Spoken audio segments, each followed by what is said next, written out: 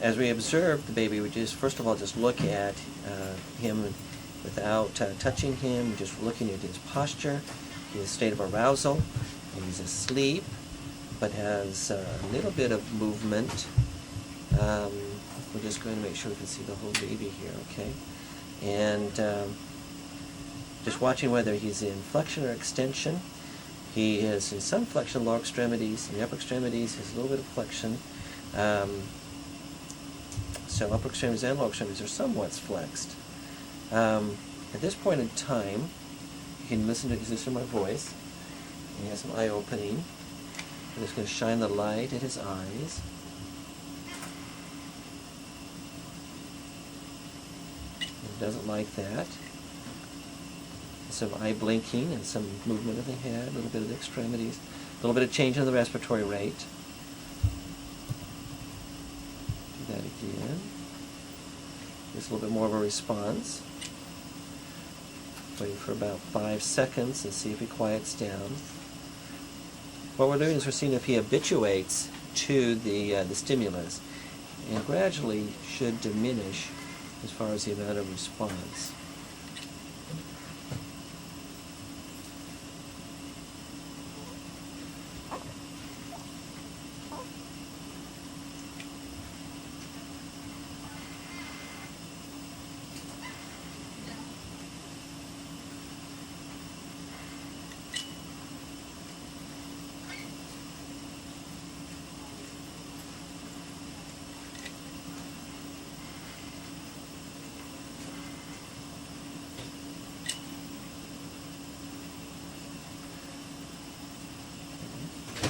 A little bit of movement in the upper extremities, and still some movement of lower extremities a little bit there.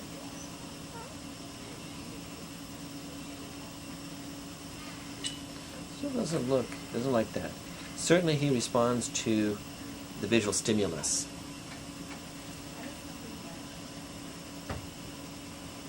Just let him quiet down, and then we give him an auditory stimulus.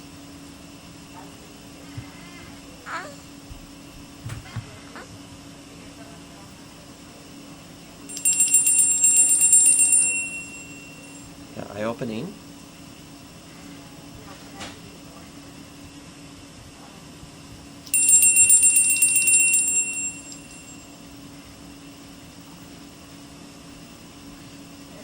So he has some response to the auditory stimulus. At his doll's eyes, and this is a good way to examine extraocular movement in a baby. You can see that the eyes should turn opposite the direction of the head. You can see his eyes are moving in the opposite direction. That's the doll's eyes. That's a normal response. He's got full EOMs. We can do it all the way vertical, up and down. Again, the eyes move in the opposite direction the head is moving, and that's a normal response. And then we can just look at his facial expression as we tickle his feet here, and we should get a cry. And we can see that he's got full facial expression in the eyes because oris crunched down. He's got good nasolabial folds here. And the cry, we can judge the quality of the cry. A little bit soft, but he certainly responds and lets us know that he doesn't like that. Just watching whether he's in flexion or extension. He is in some flexion, lower extremities. In the upper extremities, he has a little bit of flexion. So upper extremities and lower extremities are somewhat flexed. We're going to now look at the upper extremities. And looking at the upper extremity, we want to bring the head to the midline so we're not reinforcing one side or the other side. And what we'll do now is we're going to look at passive range of motion. And we'll just go through the shoulder, with the elbow, getting some resistance, but can extend full out, easy to get out. At the wrist, have the full range of motion there. And we're just going to see a tone by shaking the wrist back and forth. Go back and forth and see how easy that shakes. And looking at the other side, again, just how easy the wrist moves on the wrist. Again, going out to full extension, the elbow, and then passive range at the shoulder. We're now going to look at arm traction. And we're just simply going to take the baby by the wrist and try to get the head in midline, pull the shoulder up, and just see until we actually get the shoulder off the mat. We can see that this arm is fully extended, and the angle here is almost 180 degrees. We can do that over here. Here a little bit of flexion here, but we're well beyond 90 degrees, and more like almost 170 degrees, 160 degrees. The next maneuver that we're going to look at is the arm recoil sign. And what this is we're going to put the baby into flexion and hold it into flexion for approximately 5 seconds, and then quickly extend and release. And these arms should recoil quickly into the fully flexed position. And he leaves his arms extended. So this would be a decrease in the arm recoil. We'll do that one more time. Putting the arms into flexion for approximately 5 seconds. We quickly extend them and release. He brings it somewhat back, but it's not a quick recoil. It should be almost like a loaded spring where it quickly springs back into position. Again, reflecting lower tone. At this point in time, we're going to look at the tone in the shoulder girdle by doing the scarf sign. I'm going to move my hand so that we try not to get in the way of the camera. We're going to take the hand and pull it across the chest, all the way over here to the shoulder, and see if we can bring it beyond the shoulder. We get a little bit beyond the shoulder. We can certainly bring the elbow to the midline of the chest. And for a full-term infant, this reflects tone that is low, so this is hypotonia. We can do the same thing for over here. Again, pulling the arm across the chest, hand to the shoulder, and again this arm comes well beyond the midline, not to the shoulder though, so some tone but lower tone than what we'd normally expect in a full-term infant. What we're going to look at now is a grasp reflex. We look at the posture of the hand.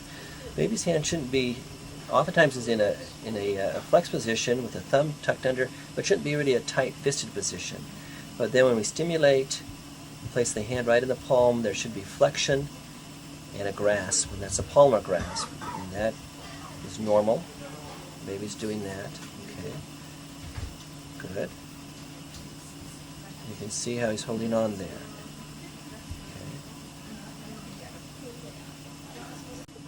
We're now going to look at the lower extremities. We're going to look at, first of all, just the passive position of the baby. The baby is in somewhat flexion, but not off the mat. We'll look now at range of motion at the hips, coming into flexion at the knees, rotating the midline. We're seeing some resistance, can't get totally out, but almost to the mat. It's a little bit more rotation or abduction than what we should do. Then we can extend and flex at the knee. That's pretty easy, reflecting lower tone at the knee, and symmetric. And looking at the ankle, again we have full range of motion. In fact, we have decreased resistance. We can then try to jiggle that a little bit and just see what type of movement we get in the ankle. We'll see that it's fairly loose. We can check for ankle clonus. There's no ankle clonus. The other thing that I like to do is to hold the one leg straight and then just look at the other leg, how well I can extend it up. To do the same thing with this. Just see how up we can get. Again, that's higher or more of an angle as far as extending the, flexing the hip than what we should be able to normally. Again, reflecting lower tone. We can now look at leg traction, which is simply taking the leg, holding the ankle, bringing it all the way up, and lifting it till the pelvis is a little bit up. And this angle really shouldn't go, at the knee should not, it should be less than 100 degrees. And here we've almost got it out to about 160 degrees. Looking at the other side, seeing about the same thing. We can also look at leg recoil, which is actually taking the baby, holding in flexion, holding it for 5 seconds.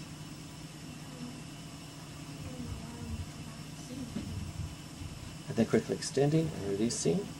Baby does have some recoil in the legs. Doesn't go into full recoil, into partial recoil, again reflecting lower tone, but there is some tone. Okay, we can do that one more time, into full flexion, about 5 minutes. And quickly extending.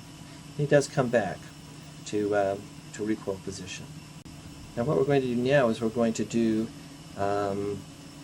the popliteal angle, we're going to flex the thigh on the chest and the leg on the thigh. And now we're going to now extend this leg. And in the popliteal angle, we shouldn't be able to get beyond 90 degrees, and we can get it extended up here again almost about 160 degrees. So that reflects lower tone. We do the same thing over here on the left side. And we'll extend it. We're able to get almost to 160 degrees. And now we're going to look at the heel to ear. We're going to have the baby in the supine position, head in the mid position. We're going to take the leg, and we're just going to see, try to keep the pelvis flat, how close we can get to the ear. We can almost get to the ear. In a normal baby, we really shouldn't be able to get much past the abdomen right here. Look at the other side. Looking at the ear and getting closer than what we should. Right now we're going to look at the tone in the neck, and we're going to do that by looking at head rotation. We'll just take and rotate the head towards one side. We can go well beyond the chin, which would reflect lower tone in the neck. We'll do this to the other side. Again, be able to extend the head beyond the shoulder. We can again look at the tone in the neck as we do traction and pulling on the baby. See how well he can bring the head up off the mat. You can see he's having difficulty with that, which reflects again lower tone in the neck. And then we can bring it all the way up to the upright position, and his head falls forward, and we'll just see if we can bring his head back up. You should be able to do that within 30 seconds. And we're looking at the posterior extensor muscles of the neck. Again, he's having difficulty with getting that head up. We can look at, as far as looking at the anterior neck muscles, bringing the head up to a position. See if we can bring that up with his head extended. See if we can flex. He's having difficulty with bringing that up. Okay, a little bit of time. And again, reflects lower tone and strength in the neck muscles and for head control. He's trying to do that. We're now going to put him in the prone position. In the prone position, we're going to let his head start out in the midline to see how well he can just turn his head one side. He should be able to turn his head from side to side. And he does do that. That's good. And most infants in this position will get the hips tucked under, almost like this, so that they're up, little bottoms up in the air, and their arms are tightly under here. If we just put him in a position where he assumes the position on his own, then he's a little bit closer to the surface of the mat than what he should be as far as his legs abducted and flat on the mat. The other thing we can do is we can bring his arms back here and see how well he does as far as bringing his arms forward into flexion, or whether they just get stuck. Again, a full-term baby with normal tone should be able to bring those arms up, and he has a tendency to leave them in extension. We're now going to look at ventral suspension. We're going to turn the baby over on his tummy, and we're going to see how he can extend, how he can maintain axial tone. Here he's draped over my hand. His head comes down fairly close to my hand. He should be able to extend his head a little bit better. He's trying there. That's good, though. Should be able to extend his hips a little bit more. But again, he's pretty well draped with the legs in somewhat flexion, the arms somewhat in flexion, but just more extended. Usually, a typical baby will be more in flexion at the extremities and have a little bit more extension at the hip and at the head.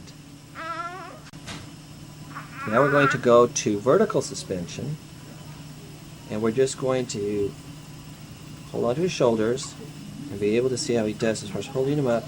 And again, his shoulder girdle should make it so that I don't have to keep trying to hold on to him, which I'm having to because he's slipping through because he's got lower tone at the shoulder girdle. And it's still pretty well in extension as opposed to being in flexion. So this would be lower tone in the shoulder girdles, in the shoulder girdle. But we'll just try to put him in the midline, and then we have control over the lower extremity and try to get it into flexion at the knee and relaxed, and then striking the patella. We are getting some reflex there. It's not hyper, a little bit hypo, but certainly it's there. We'll just do it over here, and we're definitely seeing a knee jerk. So there is some reflexes here, but a little bit lower. The ankle jerk, again, we can gently dorsiflex the ankle and then tapping at the Achilles tendon. We have to get the baby to relax.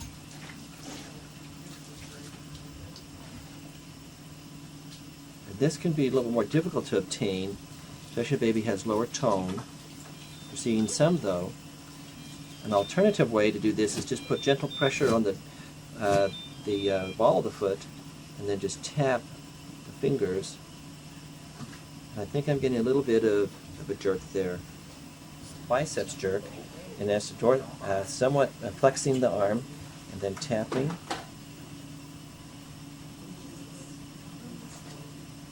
Hard to get that reflex, and very rarely, if ever, can you get a triceps jerk on a baby. So you're not getting it there. We'll look at this other side. Again, getting a little bit of one there. So it has biceps jerk. Same way over there.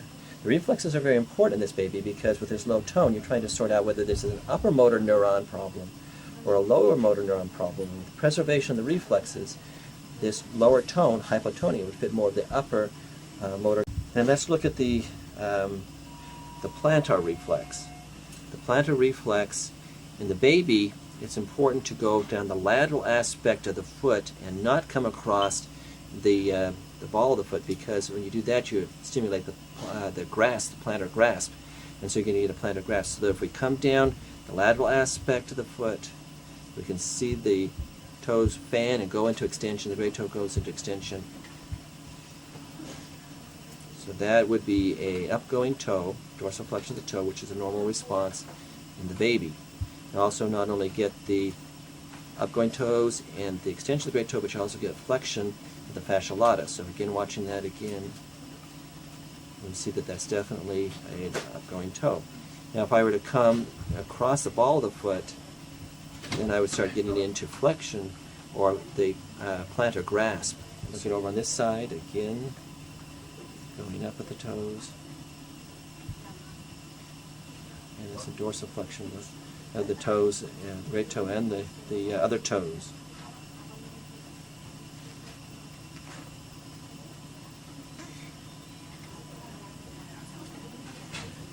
I'll look at the suck reflex and encourage him to see if we can get some suck here. We're seeing some sucking, although I can get this away from him, but he is sucking some. Okay. And now we'll look at the root reflex, and we'll just stimulate the corner of his mouth and see if he turns his head towards that. And he's really not moving his lips or his mouth towards the stimulus, so not getting much of a root reflex. We're now going to look at the Moreau reflex. The Moreau reflex is that we'll have the baby in flexion, comfortable, unsuspecting, the stimulus is coming, and then we will drop the baby for a few inches. He goes out into extension and flexion at the elbow, and then gradually comes back in. And oftentimes the hand is in a C position with the thumb and the index finger. Do that one more time. Just watch the movements of the hands. Okay.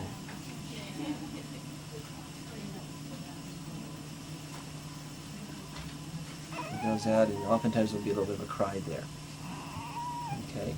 The other thing we can do is that we can look at a gallant reflex, which is actually putting the baby in ventral suspension and then stroking one side of the back, and the buttock should curve towards the stimulus. So you can see that there is a positive gallant in having the baby relax.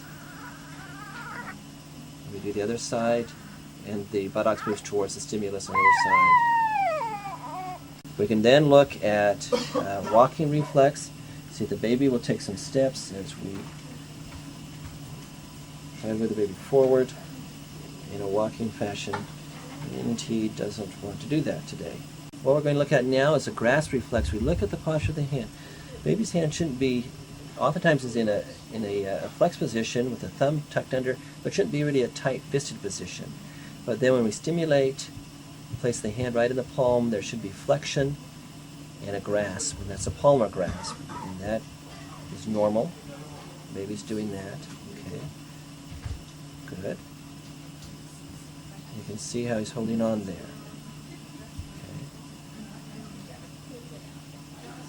Okay. We can do the same thing for the foot. And we can do a plantar grasp, stimulating the plantar aspect.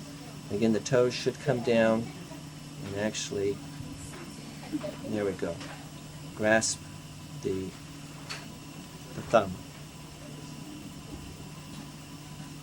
We're getting some plantar grasp there. Then we'll just feel the sutures, feeling the mitopic suture, the anterior fontanelle, going through the coronal suture, and they are not overlapping, they're normal. The sagittal suture coming back here, and then feeling the sagittal suture back to where I feel the lambdoids coming in a V shape from the sagittal down the lambdoids coming back here, and looking at the shape of the head, the symmetry of the forehead, and all that all looks totally normal. Stop for a second. Thing that we can rolling.